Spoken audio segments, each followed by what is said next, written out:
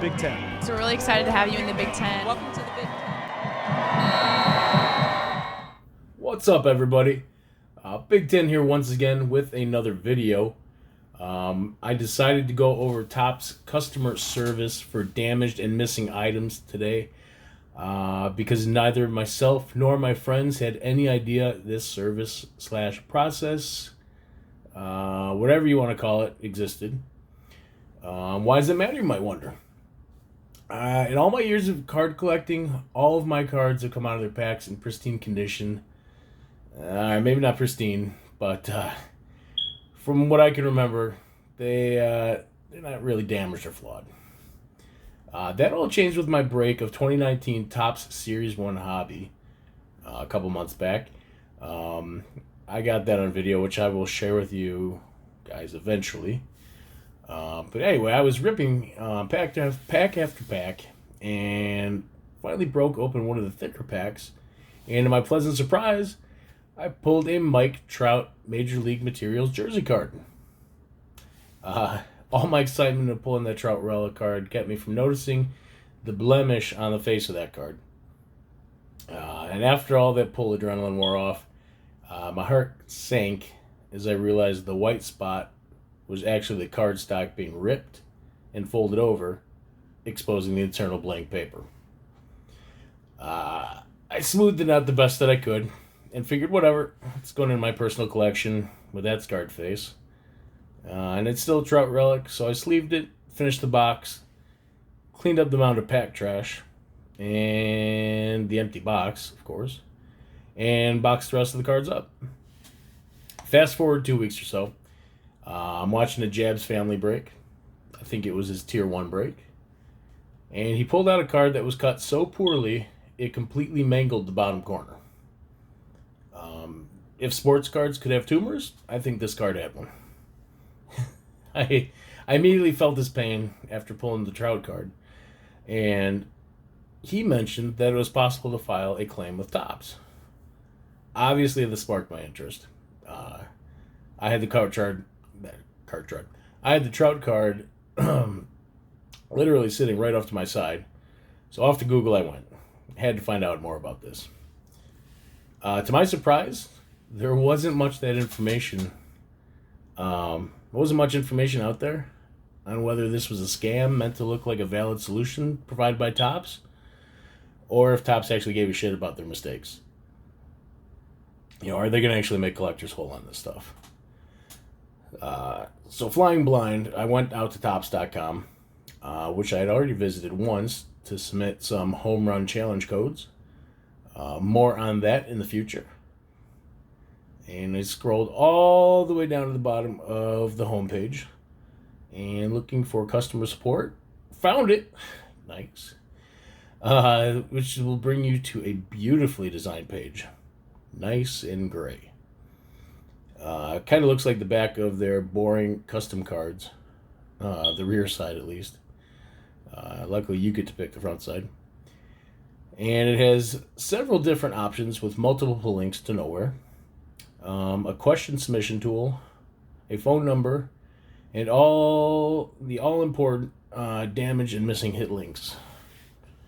You can click on either one of those links as they bring you to the same exact place. Again, great design here. I think they hired the artist that designed 2013 Triple Play. Anyway, the damages and missing hits links bring you to a page explaining the requirements for submitting one of these claims. To my surprise, it's not just filling out a form and sending in the trashed card. Step 1 is completing the missing hit / damage claim form. And by the way, that card must be a current year product. They don't really explain what they mean by current year product, but I would assume it means that once next year's release comes out, that product is no longer the current year. Otherwise, you would have very little time to file any claim on those holiday boxes that come out late in the year. Step 2 is you must write a letter explaining what is damaged or missing. And you might be wondering what I mean by missing. If If the card box advertises that you will find an autograph or a relic or some stupid patch card that they had created in China and has slightly more to do with baseball than the cards featuring D-list celebrities throwing out first pitches, which counts as a hit. If you don't find one of those advertised cards, or the number of the advertised cards, if it's advertised as more than one, you get to go through this whole process. And that step 3 of that said process is you need a copy of your receipt from where you bought these cards. Step 4, you need your pack wrapper that the card was in, or should have been in. So I guess if you're missing a hit, you need all your wrappers. And step 5, you need the actual box, because you'll need to provide the UPC code from the box. Yeah, good luck having that. But we can review those a little more in depth here. Step 1, the claim form. Simple enough if you're literate. Just write stuff down. Step 2, you have to write a letter explaining what happened. Again, simple enough. But I mean, is this 3rd grade? Write a paper about your baseball card? How about a post-it saying this card's jacked up? Give me a good one.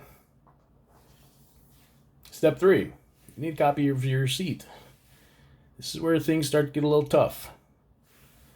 Luckily, I bought my box online and had an invoice saved on the store's website. But I mean, come on, how many times have you said no thank you to a receipt and tossed it the moment you cleaned out your jeans pockets? Yeah. So step 4. What was step 4? You need the actual pack that the damaged card came out of, or all the packs that your missing hit was from. I opened this product 2 weeks after learning I could actually fill this form out. Those packs were gone 30 seconds after I was done ripping them open. That was going to be an issue. And step 5, the real doozy. What if you just bought random hobby packs? Are you supposed to call your card shop and have them track down the box? Supposed to call your local Target? I mean, even I had an issue here as I tossed my box the moment I was done. So I'm going to have to find a way around this, I bet.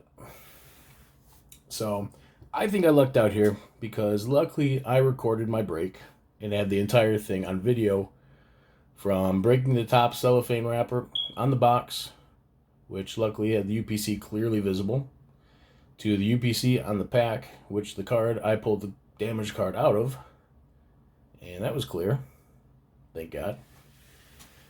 So I took that video, I quickly edited it all, and went to submit that as an attachment on Topps.com on the customer service area, which brought up another problem. Those evidence case things that you're supposed to submit on Topps.com, well, they're designed for photographs. I had a 2-minute video. So after further editing and messing with the video quality, so it was small enough to upload, but large enough that you could view the things that they needed submitted clearly, I got it to upload. So I added a quick question asking if that video would suffice for the missing pack and box, and submitted it, receiving a reference number in exchange. And then I waited. And I waited. And I waited. You get the idea. No response. So I tried the Topps phone number. And I found out that they are only available to call during my busiest time at work. Monday through Thursday, 9 a.m. to 4 p.m. Eastern Time. AKA market hours, for those not familiar with the stock market. So I was able to sneak in a call during my lunch. And I was reassured when a kind, apologetic human answered the phone and explained how they were behind on reviewing cases. Yeah, obviously. She pulled up my request and walked me through the exact steps that I mentioned above and had already read on their website. Not super helpful. But for the first time, I felt like someone at Topps actually gave a damn, and then I might actually have a successful story after all. So I filled out the form, wrote my little essay, mentioning my reference number from submitting my video, still unsure if that was actually going to suffice for my missing steps 4 and 5, And I printed out my receipt from the website that I had purchased the box from. I stuffed it all into an envelope with the Trout card, and it's making sure that it was in a penny sleeve and a top loader, and sent it off to Topps via certified mail. For those not familiar with certified mail, that is the mail that you can actually track from through the post office. So you get a tracking number and you get a postcard back from Topps saying that they received it. So Topps makes sure to tell you when you send the card that they are not responsible for the card being lost or stolen or damaged or destroyed or eaten. Well, they didn't say eaten, but I'm pretty sure they wouldn't claim responsibility for that either. Once it's out the door, I would expect it to be 3 to 5 weeks before you see it back. They tell you 2 to 4 weeks on the website, but I'm adding an extra week because we all know snail mail takes forever. But once it gets to Topps, I'm not exactly sure of what their process is to review the card and your documents. But I'm thinking they have some sort of footage or scans of what goes into every pack and box so they can verify whether or not your claim is fraudulent. That's why I'm guessing they want the UPC codes and all the other evidence. But that said, once they review the card and the evidence, Topps will either find your card to be invalid, in which case they will return it to you as is with no further shipping cost to you, or they will find your case to be valid and they will ship a replacement to you if that card is still available, or one of equal value. And that's what concerned me most of all, the statement one of equal value. When I explained that statement to my collector friends, they all assured me I was sending in a Mike Trout relic and I was going to get something like Travis Shaw in return. You know, being a Brewer fan, I guess it could have been worse, but luckily it was not. If you watched my other video with my two younger brothers competing to see who would pull the football cards, who would get the better cards, you already know the outcome of this experience. Side note, Luke won that challenge with his 3 hits to Matt's 0. Thank you all for watching. So it was the same card, the Mike Trout Major League Material from 2019 Topps Series 1. But instead of the white jersey, it actually turned out to be a bat swatch. Is swatch the right term there? I don't know.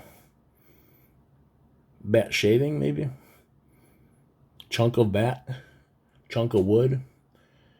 I mean, I had plenty of other jersey cards, but this was my first bat relic, which really made it just a bit more special to me. Besides it being one of the greatest players in the game right now. That said, I would still take Yelich over Trout. Come at me. What you gonna do? A couple other things to note here. They didn't send any paperwork with the card explaining what happened or apologizing. They do not refund you for your shipping cost to get the card to them, despite it being their error. I don't know how they usually send these cards out in the mail, but mine came returned to me in the same top loader and penny sleeve that I sent the damaged card in. The only difference was they sealed the top with the top sticker. As you can see there, both sides, it is sealed. And I think I'm going to keep it on there. I mean, you can still see the card pretty well. You tap it down and around. To me, I mean, that's as good as graded mint, untouched from the factory. You know? But with that, I will leave you to make your own opinion. Let me know what you think of the process. Have you ever come across a damaged pull? Did you ever know about this process? Hopefully you did not know of either or have a damaged pull. Hopefully you were just that fortunate. But if you do, let me know what you think. or if you found another way to get around their system, or their requirements. But that said, Big Ten out. You guys have a great one. Thanks for watching. Make sure to subscribe.